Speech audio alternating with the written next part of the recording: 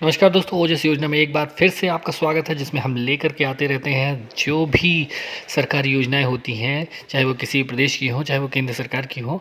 हम यहाँ पर सबसे पहले उस योजना के लाभ लेकर के आते हुए, तो आज हम लेकर के आए हुए हैं सावित्री बाई फुले किशोरी समृद्धि योजना, जिसमें कुल आर्थिक सहायता 40,000 रुपये की आपको मिलती है। तो इसके लिए कैसे अप्लाई करना है, वह सारी प्रोसेस, क्या लाभ है, सब कुछ हम इस वीडियो में जानेंगे। इस सावित्रीबाई फुले किशोरी समृद्धि योजना का जो नाम है, पहले मुख्यमंत्री सुकन्या योजना झारखंड 2023 हमने लिखा हुआ है, तो मुख्यमंत्री सुकन्या योजना का नाम ही बदल करके यह योजना सावित्रीबाई फुले किशोरी समृद्धि योजना कर दी गई है। यह पहले ही बता दूं कि यह योजना झारखंड प्रदेश के निवासियों के लिए ही है, वहाँ की बेटियों के लिए है। झारखंड के पूर्व मुख्यमंत्री रघुवर दास जी के द्वारा 2019 में मुख्यमंत्री सुकन्या योजना को आरंभ किया गया था, लेकिन 24 अगस्त 2022 को इस योजना का नाम में संशोधन के प्रस्ताव पर कैबिनेट ने मंजूरी प्रदान कर दी थी, जिसके बाद मुख्यमंत्री सुकन्या योजना का नाम बदलकर सावित्री बाई फुले किशोरी समृद्धि योजना रख दिया गया है। अब इस योजना के तहत कक्षा 8 में नामांकन करवाने पर बालिका को 25,000 रुपये, कक्षा 9 में नामांकन यदि होता है तो फिर 25,000 रुपये, और कक्षा 10 में यदि नामांकन होता है तो 5,000 रुपये, कक्षा 11वीं में 5,000 रुपये, 12वीं में 5,000 रुपये प्रदान किए जाएंगे।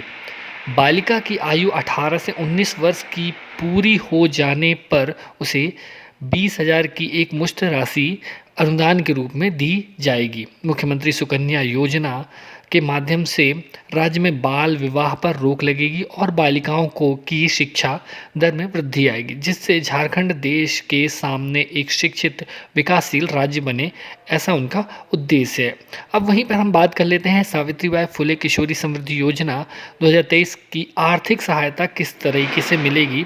तो यह 6 चरणों में मिलनी है। एक 8वीं में 2,500 रुपया, 9वीं में 2,500 रुपये, 10वीं में 5,000 रुपये, 11वीं में 5,000 रुपये, 12वीं में 5,000 रुपये, और 18 वर्ष जैसे ही कंप्लीट होते हैं तो 20,000 रुपये। तो इस प्रकार से कुल 40,000 रुपया मिलेगा। सावित्रीबाई फुले किशोरी समृद्धि योजना 2023 के लाभ की यदि हम बात करते हैं, तो इस योजना के तहत राज्य की SECC 2011 सामाजिक आर्थिक स्थिति के आधार पर शामिल लगभग 27 लाख परिवारों की कन्याओं को दिया जाएगा इसका लाभ। इसके अलावा 10 लाख अंत्योदय परिवार की कन्याओं को भी इस योजना का लाभ दिया जाएगा। राज्य की पात्र कन्याओं को इस योजना के तहत कक्षा 8 से 18 वर्ष तक आर्थिक सहायता चरणबद्ध तरीके से किस्तों में प्रदान करने का प्रावधान है। इसके अलावा 18 वर्ष की आयु पूरी हो जाने के बाद 20,000 की एक मुश्त राशि उन्हें उच्च शिक्षा या शादी हेतु प्रदान की जाती है। इस योजना के तहत प्रदान की जाने वाली आर्थिक सहायता की राशि लाभार्थी बालिका के बैंक खाते में सीधे डायरेक्ट बैंक ट्रांसफ़र के माध्यम से ट्रांसफ़र की जाती है, इसलिए बालिका का बैंक खाता होना भी अति आवश्यक है। झारखंड में 5 ऐसे ज़िले हैं जो देवघर, गोड्डा, कोडरमा, गिरिडीह और पलामू है, जहां पर लड़कियों की शादी 18 साल से पहले कर दी जाती है। अब वहां पर इस योजना के माध्यम से बाल विवाह का अंकुश लगेगा। सावित्रीबाई फुले किशोरी समृद्धि योजना के तहत आवेदन ऑफलाइन माध्यम से किया जाएगा, और आपको आवेदन जो है वो स्कूल प्रखंड बाल विकास परियोजना पदाधिकारी एवं जिला समाज कल्याण पदाधिकारी कल्याण कार्यालय में संपर्क करके आप अप्लाई कर सकते हैं। मुख्यमंत्री सुकन्या योजना के तहत कौन कौन लोग पात्र होंगे उसकी भी थोड़ी जानकारी यहाँ पे हम आपको देंगे। बालिका को झारखंड की स्थायी निवासी होना अनिवार्य है।